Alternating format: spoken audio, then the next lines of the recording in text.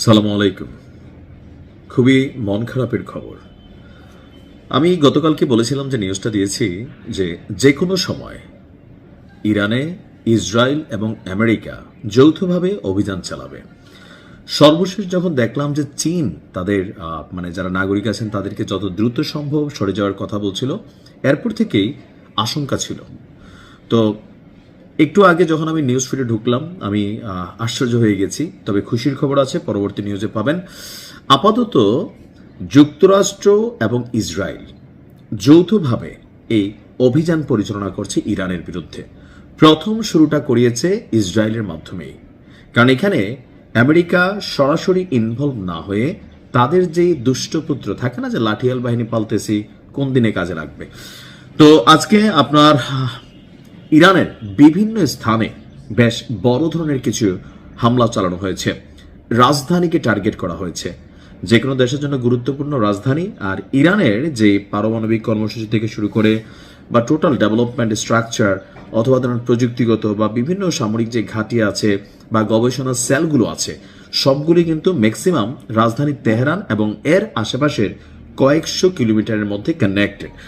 তো ইসরায়েলের কাছে যেহেতু তথ্য আছে ইরানের কোথায় কি আছে, এই যে ডোনাল্ড ট্রাম্প তার বিশাল নৌবহর সমুদ্রের মধ্যে এতদিন পালছিল, কেন পালছিল? যেন ইন্টারনাল তথ্যগুলো পায় যে ইরানের কোথায় কি আছে।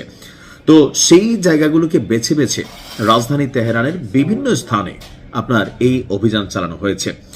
তো যেই ফুটেজগুলা আমরা দেখেছি সেখানে আপনার দেখা গেছে যে বিভিন্ন স্থানে ধোঁয়া উঠছে, কোথাও অগ্নিকাণ্ডের ঘটনা, মানুষ দিকবিদিক হয়ে ছোটাছুটি করছে। ইসরায়েল এবং যুক্তরাষ্ট্র, আমরা দৃশ্যত গণমাধ্যমে দেখছি আল জাজিরা থেকে প্রথমে যে ইসরায়েল এই অভিযান চালিয়েছে, কিন্তু এর কিছুক্ষণ পরে যুক্তরাষ্ট্রের একজন কর্মকর্তা তিনি বলছেন যে মার্কিন যুক্তরাষ্ট্রের পরিকল্পনা, প্ল্যান, দিক নির্দেশনা আর ইসরায়েল হচ্ছে মেশিনারিজ ব্যবহার করছে। বার্তা সংস্থা ফার্স বলছে তেহরানের ইউনিভার্সিটি স্ট্রিট এবং জোম হৌরি এলাকায় খুবই গুরুত্বপূর্ণ, বাংলাদেশে যেমন ধরেন সচিবালয় বা আরো বিভিন্ন জায়গা থাকে না গুরুত্বপূর্ণ, তো ওইরকম এলাকায় বেশ কয়েকটি শক্তিশালী ক্ষেপণাস্ত্র আঘাত এনেছে।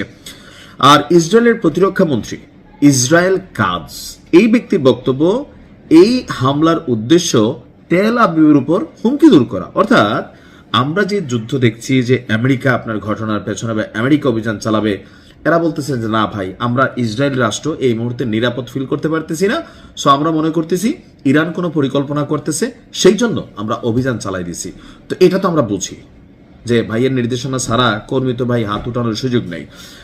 আর এখন এই মুহূর্তে ইরানকে হাত দেওয়ার পরপরই রাশিয়া থেকে শুরু করে তাদের যে মিত্রশক্তি আছে চীন বা অন্যান্য দেশগুলো, তারা কিন্তু এ নিয়ে প্রতিবাদ জানাচ্ছে।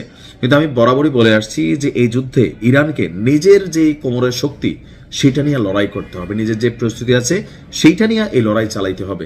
এখানে কেউ বিবৃতি দিবে, কেউ নিন্দা জানাবে, কেউ এইটা করবে সেটা করবে, ফাইনালি ইরানের প্রতিরক্ষা, ইরানের সিস্টেম, ইরানকে কানেক্টেড করতে হবে।